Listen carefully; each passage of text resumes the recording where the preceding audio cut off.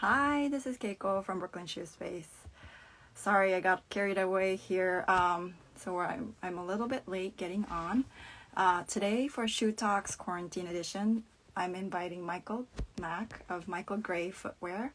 Now he has Michael Gray Sandal Factory. He moved from New York to Savannah, Georgia. Now he's also an educator at SCAD, Savannah College of Arts and Design, and he also has his sandal truck. He used to be our neighbors. We used to have him next door at the garage when we had our shoe space. So I just want to see how he's doing. Let's see. Hi from Mexico. Cool. Let's see if he has joined us. Yes, he has, so I can invite him.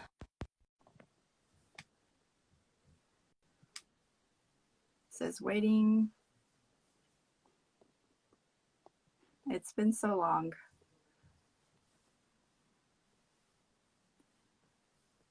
I haven't seen Michael for the last time I saw him at the truck.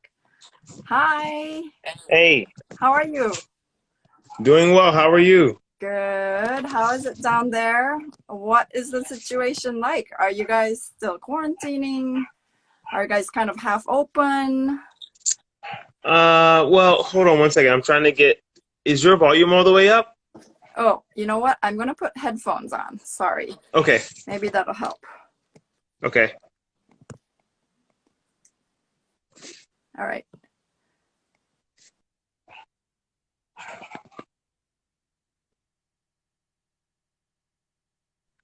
Is that better? Say it again? Can you hear me now?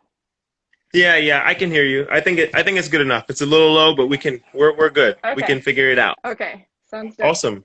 Well, so how long have you been quarantining?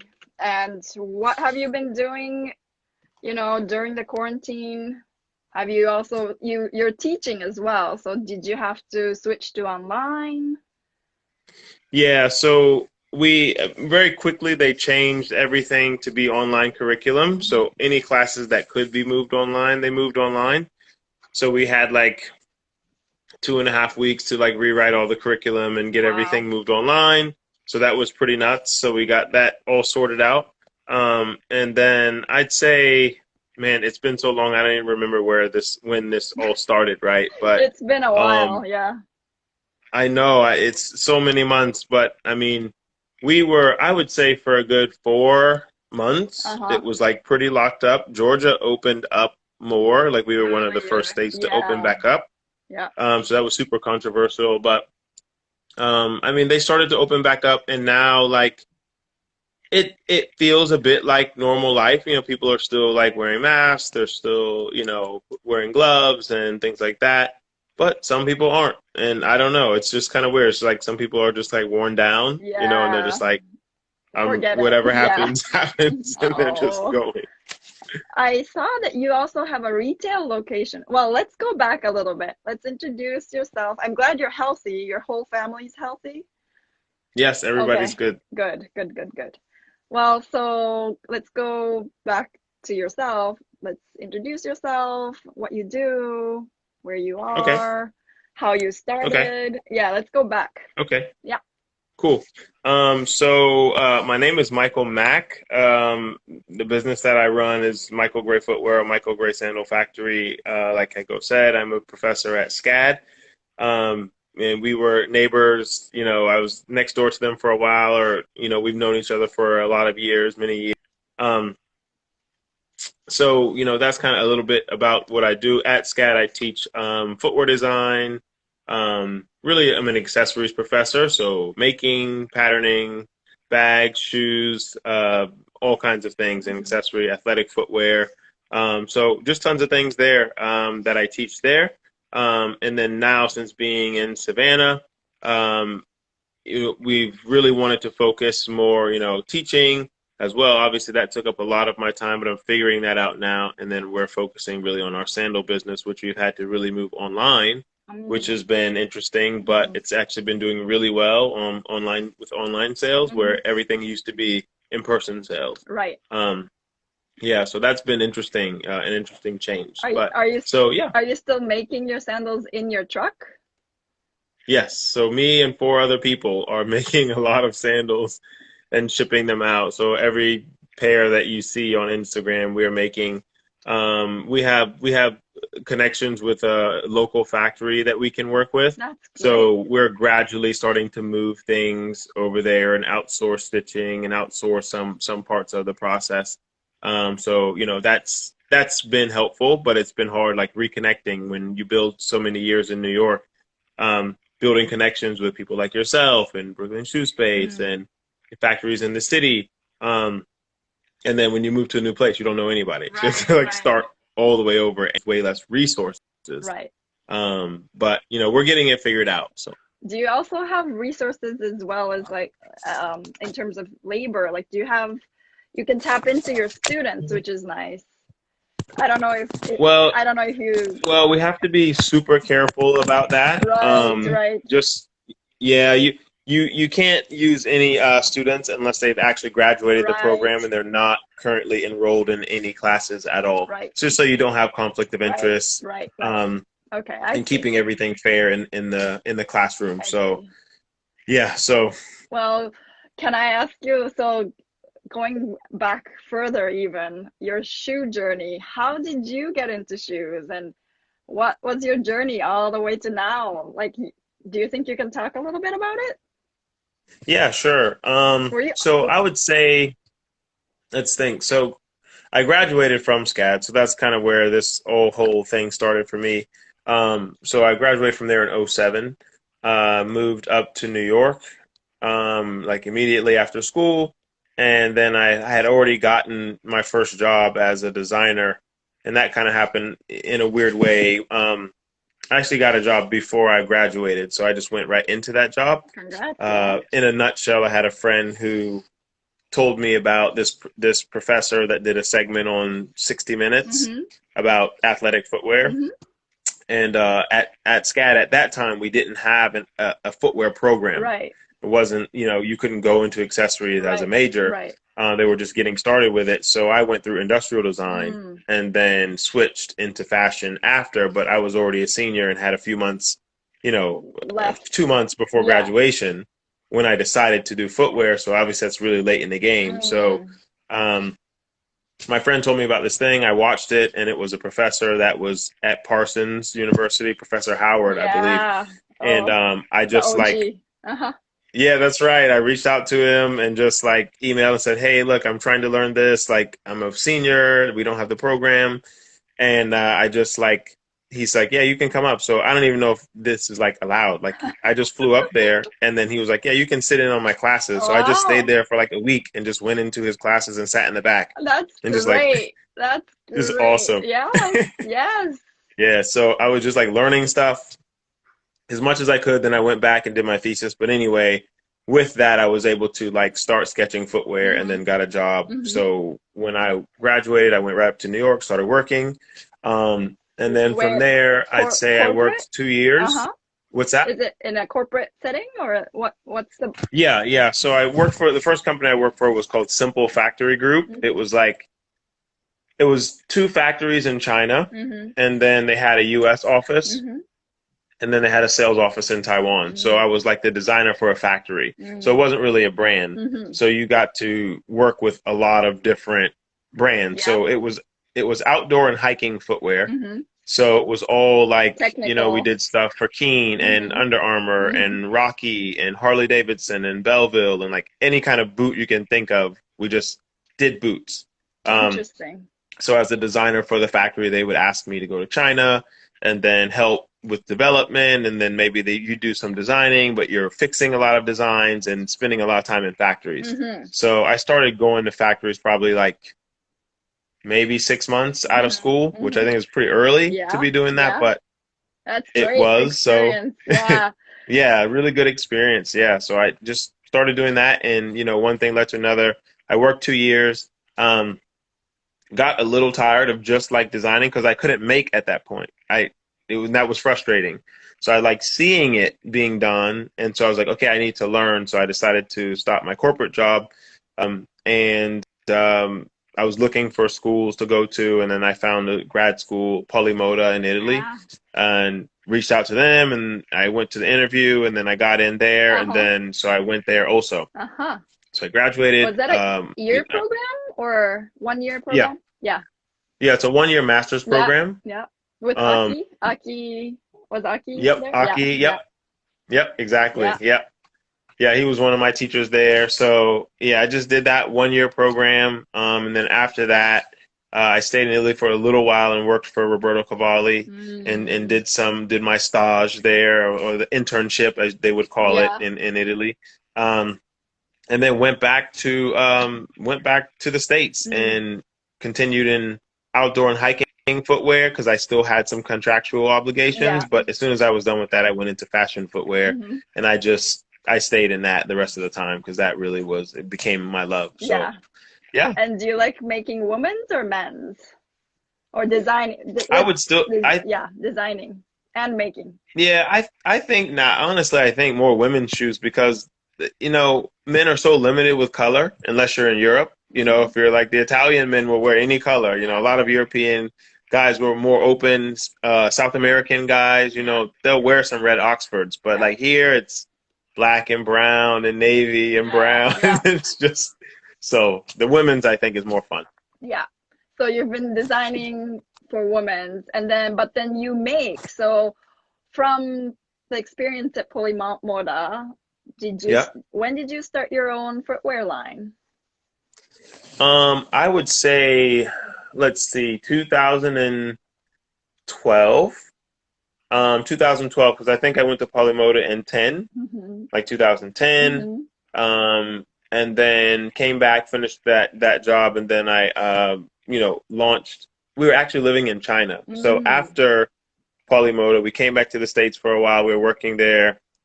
And then I convinced my boss to let us move to China because I wanted to have more time on the ground. Yeah. Yes, correct. So I was already flying there like every 2 months. Yeah. And staying for like 4 or 5 weeks. Yeah. And then I had just gotten married. So I was like, this is not going to work. Like So either I'm going to quit. Yeah. Exactly. So I was like, okay. So he was like, okay, we'll move you. So they moved us there.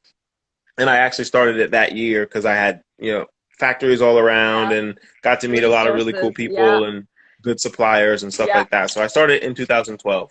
Very cool. A little bit of a backstory, funny story, right? My China contact, my really great resource there, she is lovely, Julie. She knew you actually through your wife because she was her English teacher when you guys were living there. Yeah. It's hilarious. When she came to New York, and she was like, what? You were next door to our studio, and you're like in the garage. She's like, Michael? That's crazy. Michael, you what? I know you. I was like, what? That's so crazy. Julie is awesome. I know, it's so great. Maybe you were there when I first flew to her to meet her like 2000, maybe 9. Yeah. Yeah, maybe you were in China. I think we were in and around there, so it's very possible. Yeah, funny. Anyway, okay, let's take that aside. So you started your own line based in China. So you had factories at your disposal in a way.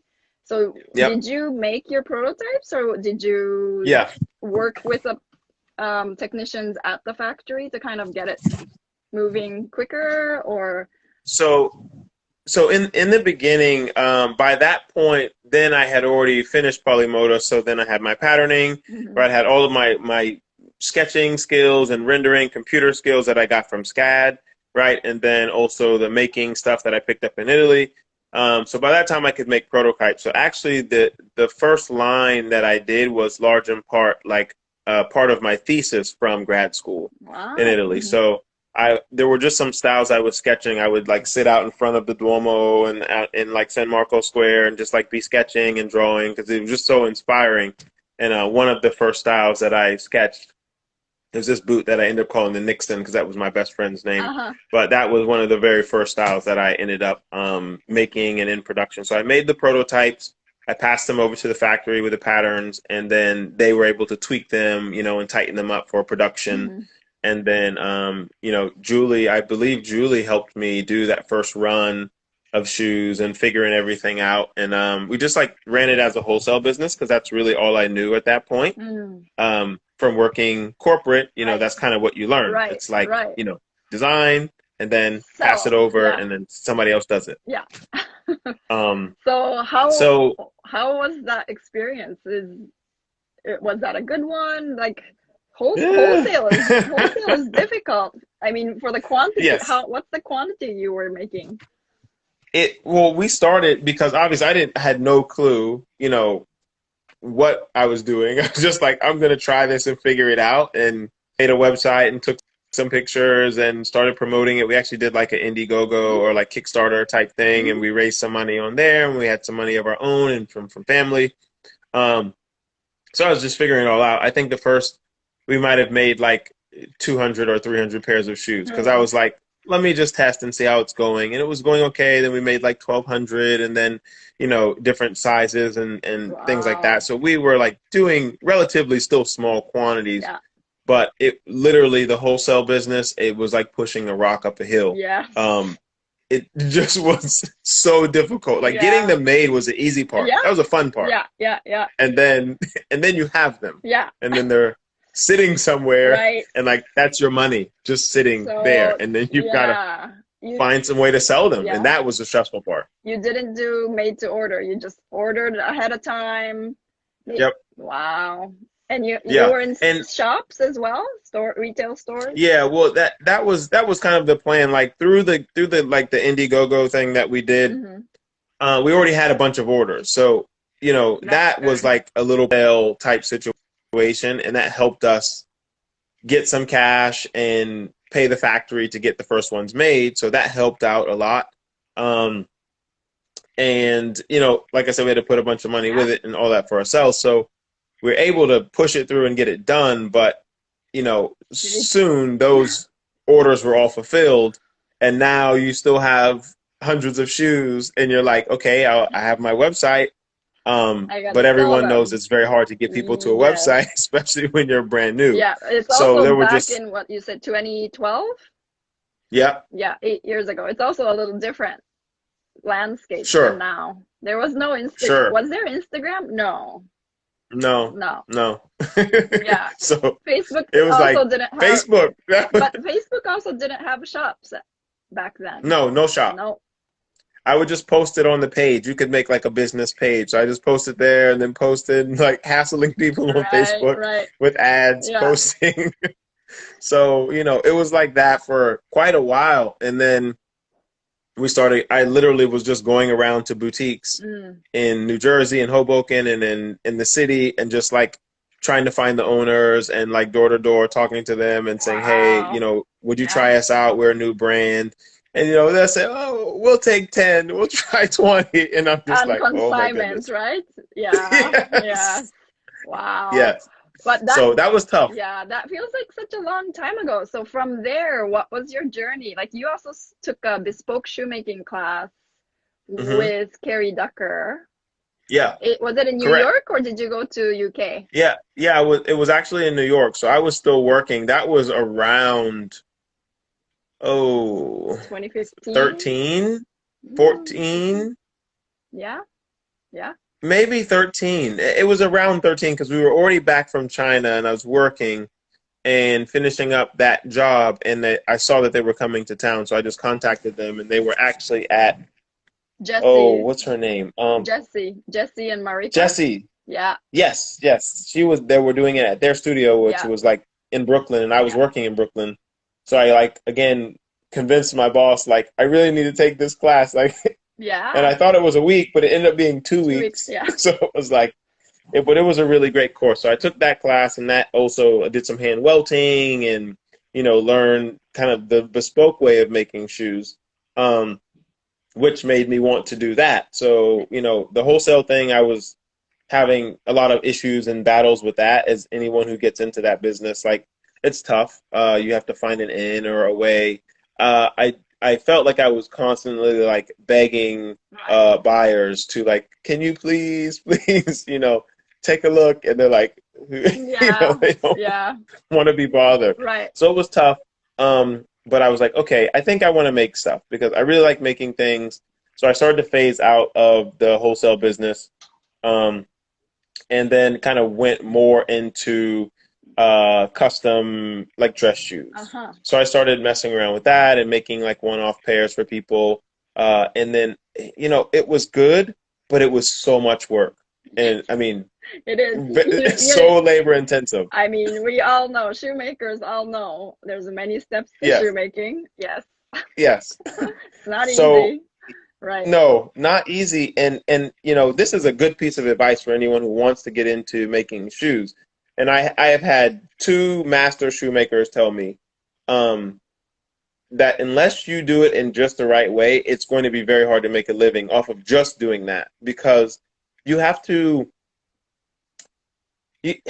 charge enough, which is hard to do, right? So even at $1,000 a pair, it's not enough for the hours and the emails back and forth with clients, multiple fittings and prototypes. That $1,000 is eaten up very fast. Very fast. So you have to charge more, which is hard to do when you're starting. Yeah. And in the beginning, I took what I could get. I had some friends, I'll pay you $500. Okay, I'll make it. And then quickly I was like, why did I do this? Up at midnight again. Yes. So when did it become a full-time thing for you with like the Sandal Factory as well? So, and even from the bespoke, so the wholesale to bespoke, to you, eventually you really simplified it into sandals. Yeah, well, and I think my wife was the mastermind. She kept telling me, you need to close that workshop. you need to close it. It's a money pit. Like you have all these machines and a lot of complicated process. She's like, you need to do something else. Like it's too stressful. And it's hard, when you set up something, and if people start to know you by that, it becomes like a pin on your coat or whatever. And it's just like people. So for me, it was a huge pride issue. I felt like I can outwork it. Like I can make it work. I can figure it out. But soon I was really figuring out, and we started to do more handmade dress shoes, and we're doing some wholesale accounts for small boutiques, but charging a higher price. But it was still too labor intensive.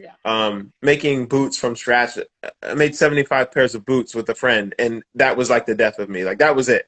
I was like, and we hand lasted every one. Yes, I know. And I attended too. So now we know labor is just so expensive if you're hiring anybody. And when you do it yourself, you're like, okay, you need more time. It's everything is bespoke, really. 75 pairs, but it's all handmade. Exactly. Yeah, it's hard. And so, that was a really good, after I went through that, I was burned out. Okay. I was overstretched. So everybody knows like space in New York is super expensive, right? So I had the workspace next door to you, right? So I was paying rent there. And then when we lived in Queens, so I rented out the basement from my landlord. I convinced her to rent the basement to me. So I was paying rent down there. It was also machines in both locations, running back and forth from Williamsburg to Queens. It was crazy, And so after we finished, we had a big order. After we finished the big order, I was like, this is done. Like I love making things and I can get the orders, but the product was too complicated. So that's really what led me to take a step back. I think I took, that was a big point. And I think I took 2 months off. I didn't do anything. I was like, I don't want to make a shoe. I don't want to draw anything. I don't want to talk about shoes. Nothing. Just relax. Yes. Because, it was a really low point, like working that hard, like working late, staying up late, getting up early.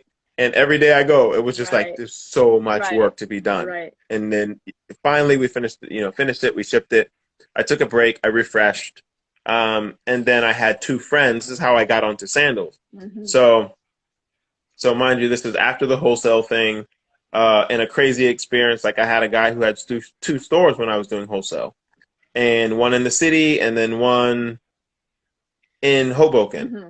And I did business for 2 or 3 years. And then one day my sister was like, hey, you know that store is closed? I was like, what store? He had like $5,000 worth of product, and he just turned to smoke, disappeared. Oh my goodness. So that got me out of the wholesale business. I was like, okay, I'm done with that. Then, like I said, I tried the handmade thing. Yeah. Got orders, but it was too labor intensive. I took a break, and I had two friends. One was interning with me while I was doing the crazy 75 pair thing.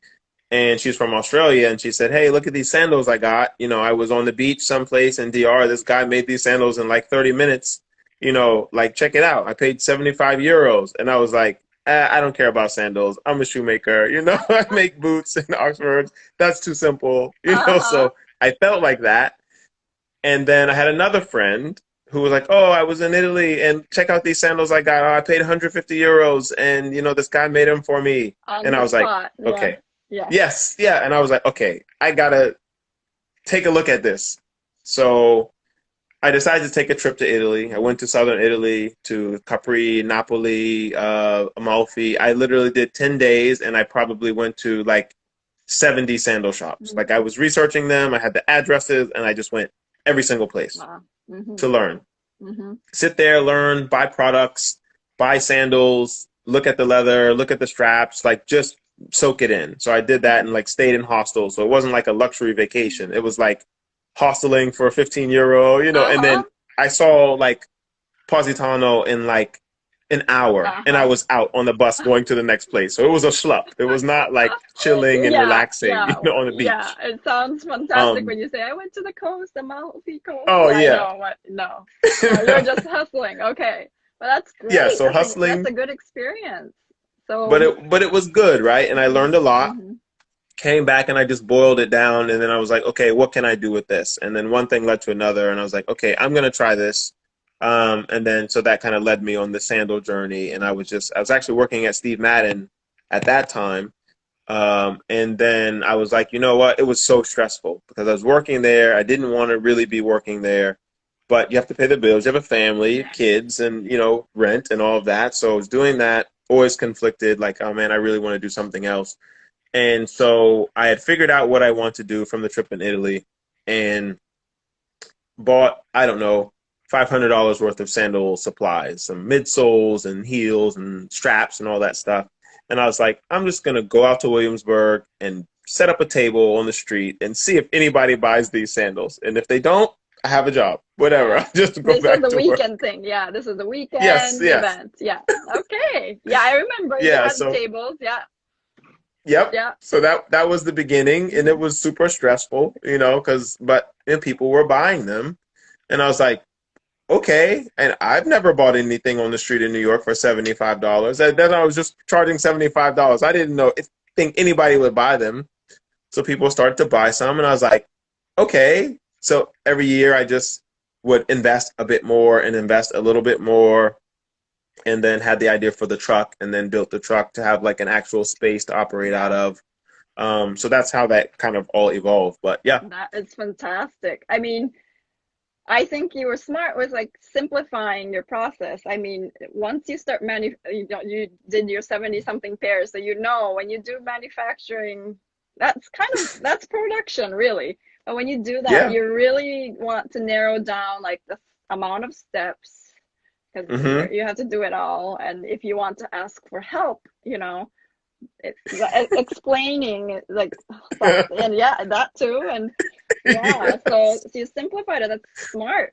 I think that's smart. And the truck idea, I think we've been like 5-6 years ago, I don't know, we've, you know, with Catherine, for example, from Zuzu Shoes, or with you know, whenever we met at like Cordwainer's meetups in there, I feel like we've had this conversation of like, wouldn't it be cool to do a road trip on a truck? Like, check it out. And you totally did it, which is amazing. How did you build it?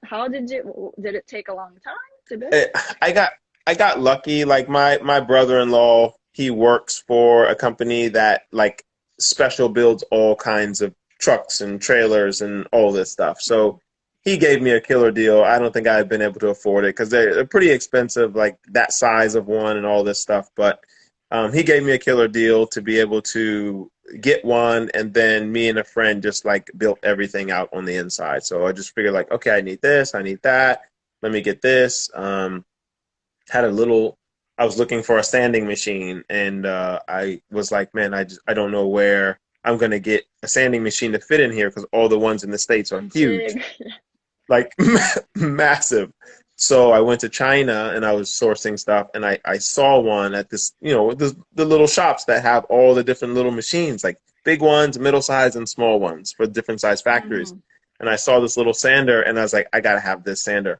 And I was there, and I mean, I'm kind of crazy like that. So I was like, I'm going to put it in my suitcase. What? So I just like, I did. I carried it back on the plane. I was like, I'm not leaving here without this sander. Wow. So I took it apart from the base, and I just took like the arm and the sanding head, and I just like reassembled it when I got home. And it's nothing. It cost me like $300 fee. Like, that's it. Wow. So it wasn't anything that you could get at a hardware store in the US? No? Wow. No, because this thing already had suction and filtration, and it bagged all the dust, which is like, you know, that's a huge deal, because if you're sanding in an enclosed space, the dust will like take over. So yeah, when I saw that, I was like, okay, I gotta have this thing. So it was just like piece like that, little pieces of things, like, okay, let me get this piece and that piece. So anyway, we built the whole inside out, and then I was like, okay, I'll use it for a workshop, and I'll use it for retail space. Brilliant. And then so that's what it became, you know. And then I just how long have you been doing kept that going for? to Williamsburg. Yeah, how long have you been doing that truck for now? It's been like, I believe this is the 4th year. Wow. 4th year or 5th year doing it. And sadly this year we're starting to outgrow. It's, you know, I still love using it, but as every year the business is growing, thank God it's been doing very well. But now we need like an actual space. So I still like to have the truck, and maybe I can use it for events and different things like that. But we're actually looking for some space so we can like set up, because, you know, being transient doesn't really work here. You know, it's great for New York because I could dodge the rent, you know? So. Yeah, that's so smart. So what do you think the tool of your trade would be? Like, now that you've done everything from design to, you know, making to bespoke to production, what do you think is your favorite equipment or hand tool? What's your favorite tool of the trade? I'd say my favorite tool, it's definitely not the sewing machine. I hate sewing. I do it. You got to get it done, but it's definitely not that one. I would say my favorite one, I'd probably say like the lasting pincers. Like I enjoy using those, and like when I travel, like I always find a leather market. So I've got like different ones that I've gotten in different countries that are different shapes, and you know, some of them have a longer beak or a shorter one, squared or whatnot. So I would say that I think that tool is my tool of choice. Very cool. Do you have a workshop at home, or is your workshop all in the truck at the moment? Everything's in the truck. That's good. You can separate. If I could, I would do something at home, but I also have a wife, and she does not want to live in a shoe factory. Yes, so I agree. That's smart too. Yes. Yeah. So what favorite classes to teach? At SCAD, you also teach. So like, you've always had a corporate job on the side as well as doing all these brands, or was it, when did it become a full-time, or after I was go ahead. And then you're also teaching, educating, like you also taught at Brooklyn Shoe Space, which is really nice. Thank you so much for sharing your knowledge and talents with your designing.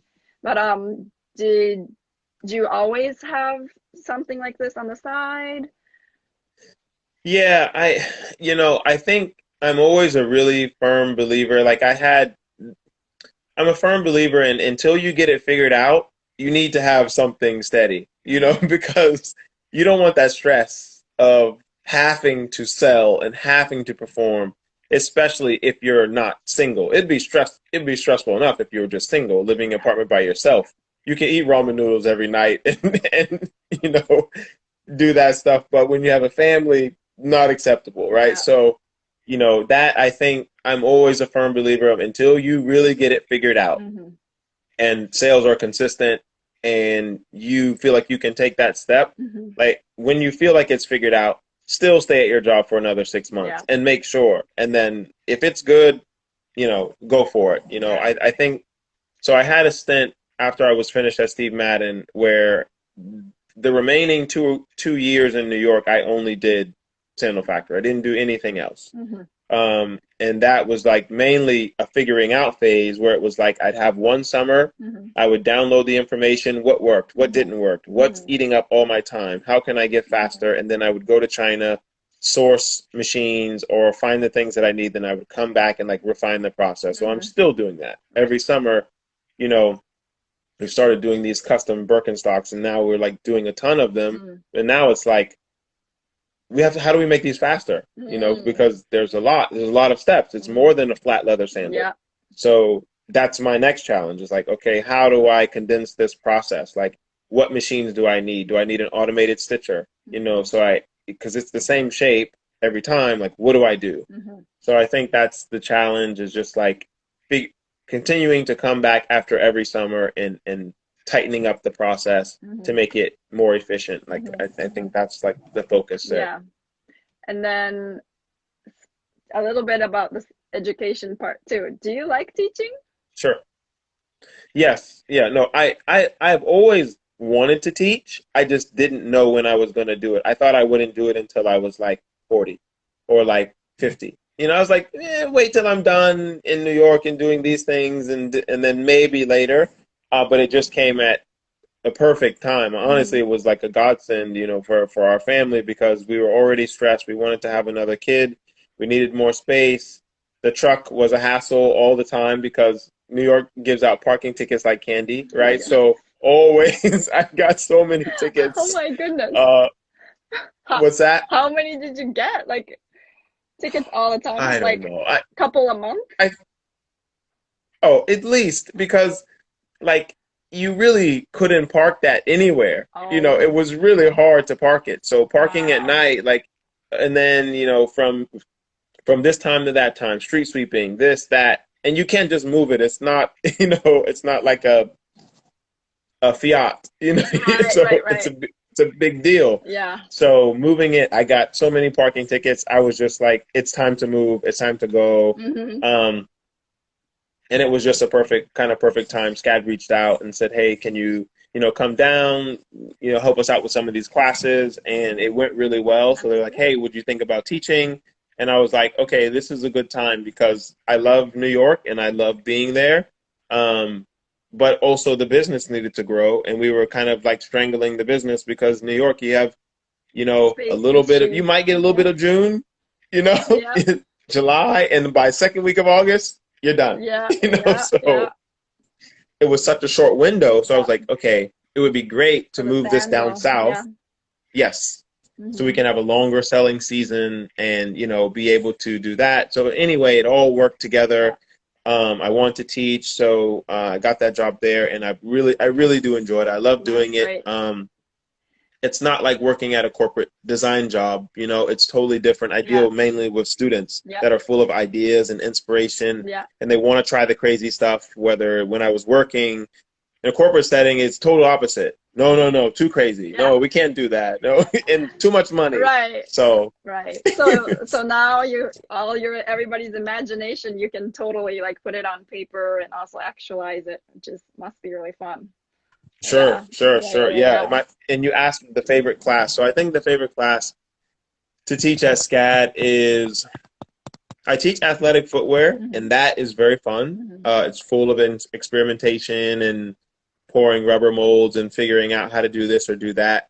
But I think I really still like my sketching and rendering classes because you're getting the students that are interested in accessories, but they don't yet have those skills, and to see like the progress, if you teach them a system of how to draw shoes, how to draw bags, how to use markers, and you can see such a big jump from like the beginning of class of basically drawing the equivalent of a stick figure, right? And then at the end, they're showing like an actual rendering and you're like, yes.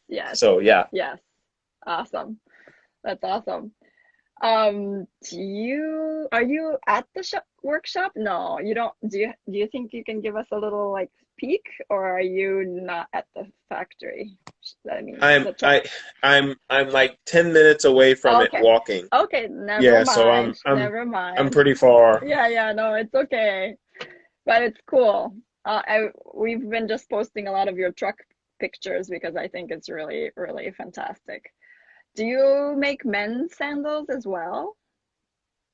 So that was kind of the idea in going into doing the custom Birkenstocks is that it's Okay. unisex. Mm, So, and to be fair, again, once you've kind of gone to some different countries, right, and you've done the same, like you can compare, and like European men wear sandals, all different kinds, strappy sandals, a leather sandal with a hard bottom, like South Spanish men do, yep, Indian guys, they do. Asia, all Yep, over Asia, yep, Africa. It's yep, like every place yep, wears a leather sandal yep. except for here. Yes. And so so I tried and the guys were not interested. So I Mm, focused on the ladies. okay. Um, and so, finding a unisex style like that you can customize, Mm-hmm.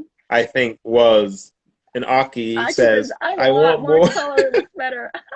I actually saw there was like one more person who asked the question.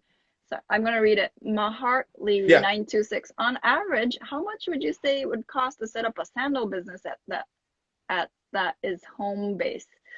Maybe that's actually another topic. It might be a longer discussion, but like roughly we can say some dollar figure, but it's a lot of money Yeah, yeah.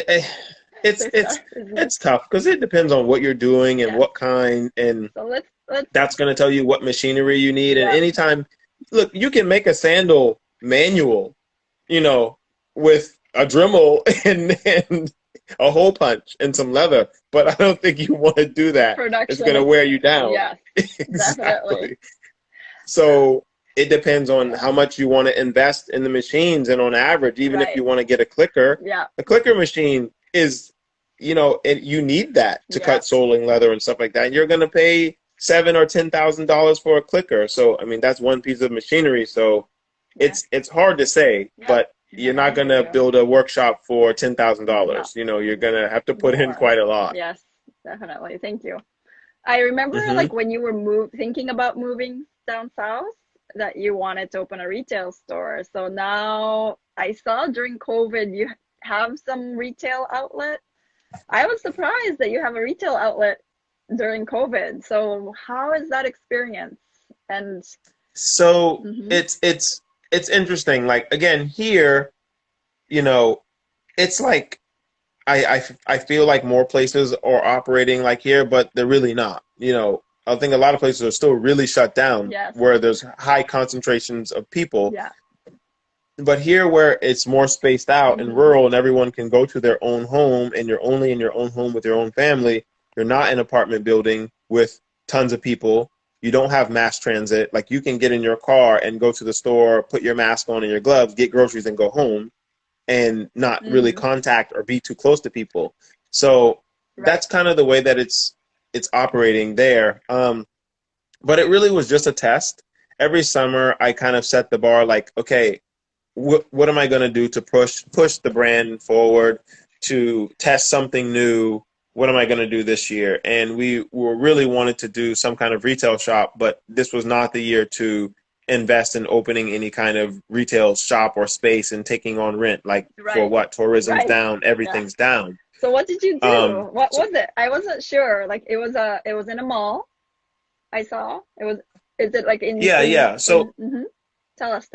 So what we did was I wanted to just test and see like how in an actual retail environment, how people would respond to it. Mm-hmm. So we just like rented a kiosk, Mm-hmm. right? And said, okay, let's try this. Let's just see how it goes. And I'm always testing something. I think Mm-hmm. that you have to be exploratory.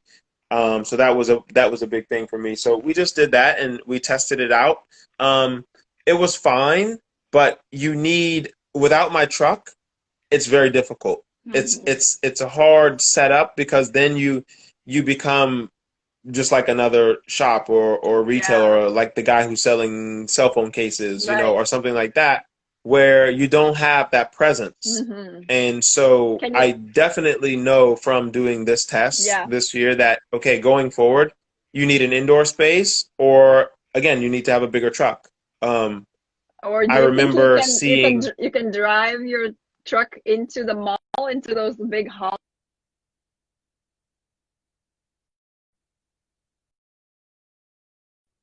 I I want it's against the rules there. All right. Okay. Okay, I see. Yeah. I see. So we couldn't. So I was like, okay, I'll try it this way. Let me just see. But I'm sure now. So it either will be, you know, when this all settles down, it Hmm. will be a retail space, which kind of scares me because retail is, you know, it has its own set of challenges. Yes, definitely. And if you have a retail, you have to get people into the store. Yeah. And if they don't know who you are, then they don't necessarily Yeah. want to go into the store. Right. So, you know, Do you think you can use your truck as a retail location? Like, you can't hear. oh, oh, you can't. Yeah, this is one of the things, like every state has totally different legislature about open air Mm, vending, right? mm. So here you don't even find an ice cream truck What? because yeah, forget Oh, it. can you also, and you have to park it somewhere that's like permanent? Yes, if you get Like it, in your there's yeah, parking lot kind of. exactly. There's a whole thing, Mm, and basically, and this is what I found is basically like it's really difficult to get any kind of license, right, in a lot of states. New York, it just worked a little bit there. New York has a lot of things to worry about. They're not worrying about somebody setting up a table to sell. So, you know, they just yeah. too many other things to worry Yes, about. yes. And other cities don't operate that way, Uh-huh. and you know, they basically need to keep their downtown area. That's their moneymaker, Right. and you don't want mobile vending coming in and parking in front of people who are paying high rent, Yeah. right? Yeah. Because your downtown area is going to fizzle out. Yeah. So they basically set up the rules to where the any kind of mobile vending has to be done In a basically in the certain area where area. there's no foot traffic. So Ah, it's kind of you can do it, but why do it? You know? right. Wow, that's hard. Yeah. Where do you usually park it? Is it like in your parking Well, I can park at my house Okay, now. okay. So like I have a driveway. I'm not in New Wow. York anymore. Yes, yes. Good, good, good, good. Yes. So I just Okay. park it there.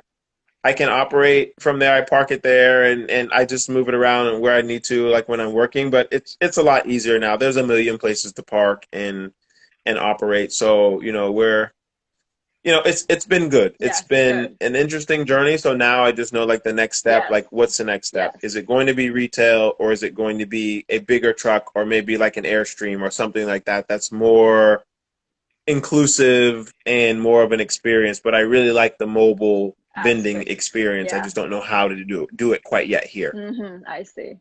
Yeah. And you also already know that you need to expand. So you're like, okay, maybe Yes. a new space as well. That's Yeah, interesting. but Yeah. right now, you know, like I said, the online business is doing really good and that's growing Yeah. and that's a blessing. That's So it's just great. like, okay, well, for now I can just set up a workshop and get an efficient workshop Mm-hmm. and get all the things that I need that I couldn't fit in the truck to make the process faster Yeah. and just focus on that for now Yes. because this summer is gone, right? Yeah. It's here, we're on the tail end. Yes. It's pretty much done. So I'm already looking to next Next year, year. Mm. you know? But you're also in the south where it is sandal season a long time. Sure, So sure. yeah. But at this point, I definitely wouldn't be looking to open up Yeah. any Nothing. space and build Right. anything out this late in the year, right? So that will all be next year. For this year, I think the best thing is to focus, set up the most efficient workshop that I can.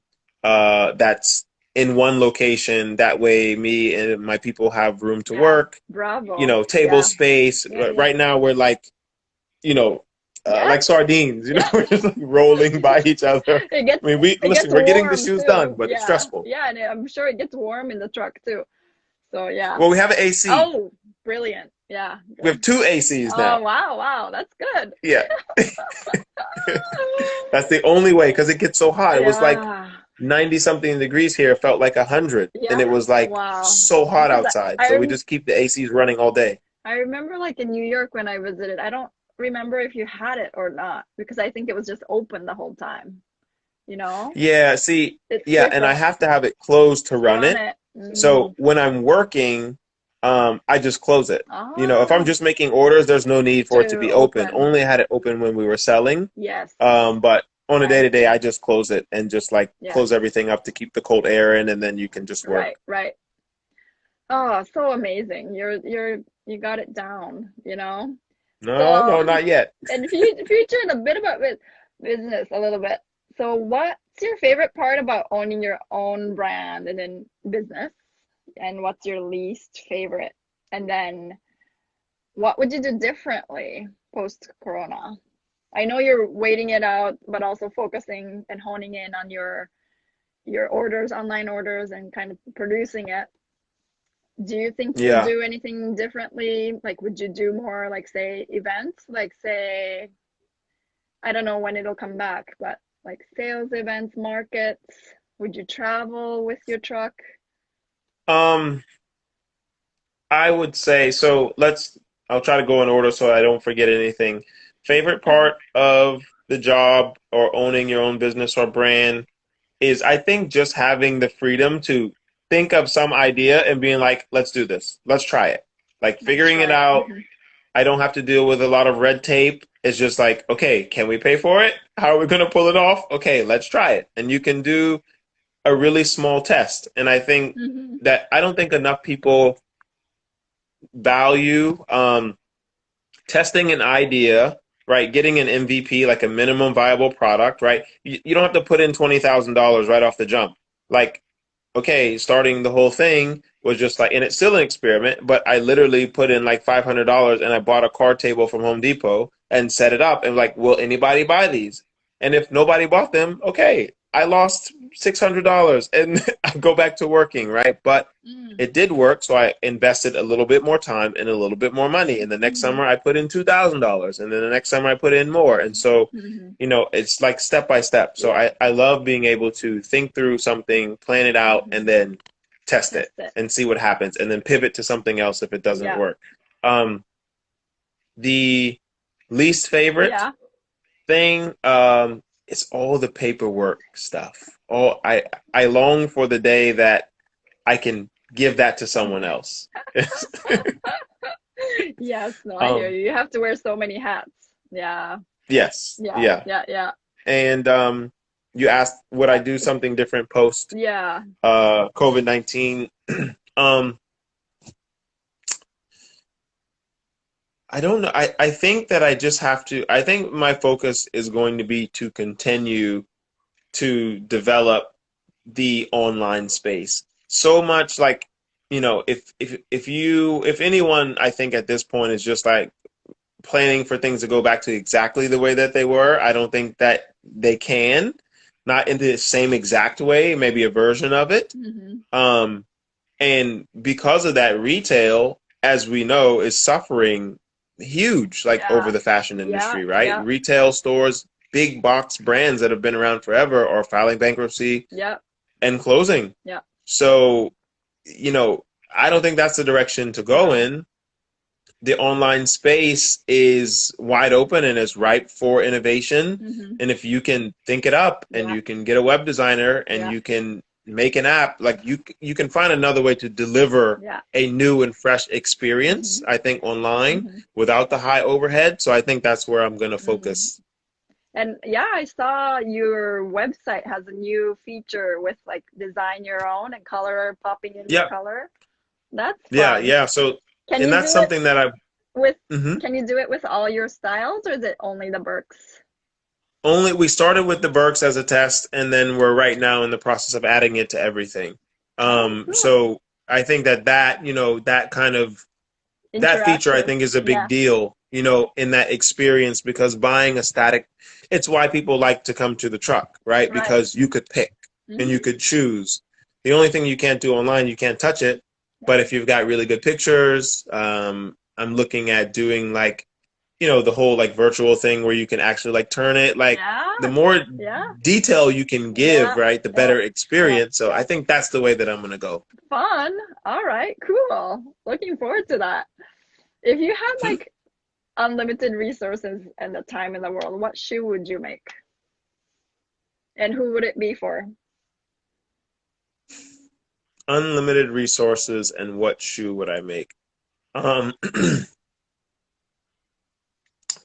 I want to say I've always wanted to like design start to finish a shoe for a professional athlete and go through like the actual technical steps, like starting Wow. from the concept and getting all of those details, right? Opening the molds, doing the design, the development, the prototype, and like making something similar to the process that they would go through for like a Jordan or a LeBron sneaker, right? Where they're getting every detail, talking to him, getting feedback, letting him try it on, making tweaks. I think that would be awesome. Yeah. So if I could do that, I would open something like a little studio and hire 20 people, and we would just do that. That would be amazing. I think like deep down, you really, really do have a love for athletic footwear.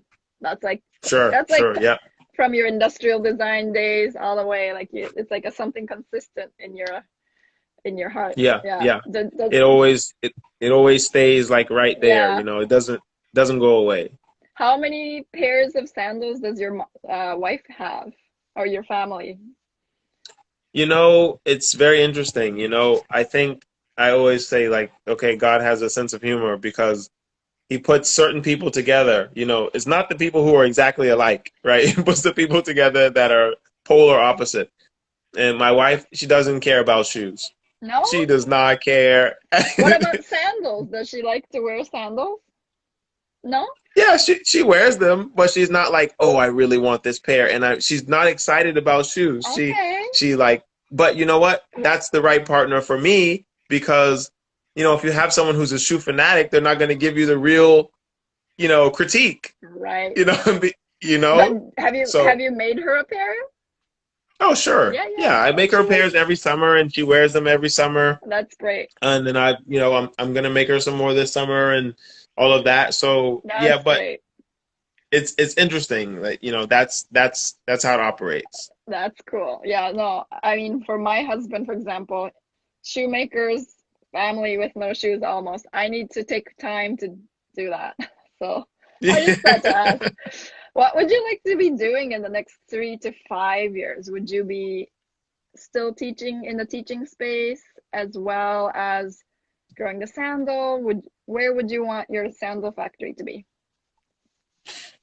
In 3 to 5 years, I mean, let's just say you can ignore things go back to semi-normal, right? Because we don't know. Otherwise, we can say 10 years. Yeah, we can say. I don't know.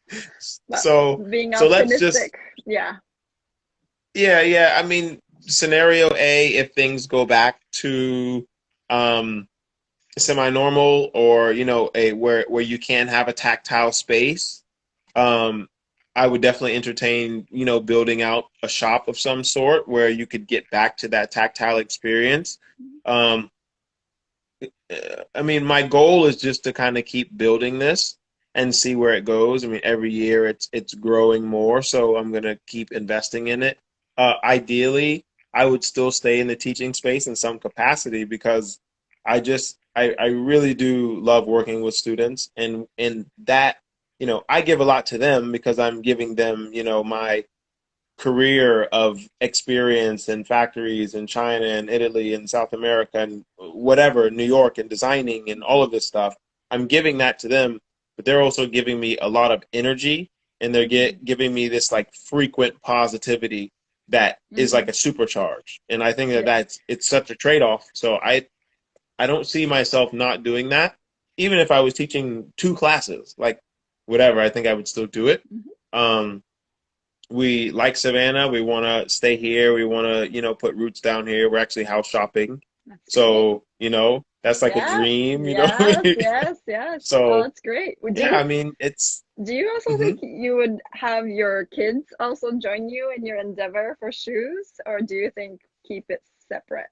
You know, like I was thinking about interns, apprentices. Like I've been talking to some shoemakers who, you know, want to pass on their knowledge. Would you pass on to somebody? if they want to. Yeah. I mean, right now they're small, so they're in the like dad is a superhero phase, and they want to do everything you do and follow you around, and they come into the sandal truck and they want to hammer leather and they want to, do things. If they're interested, sure. But I think, I've known a few people who their parents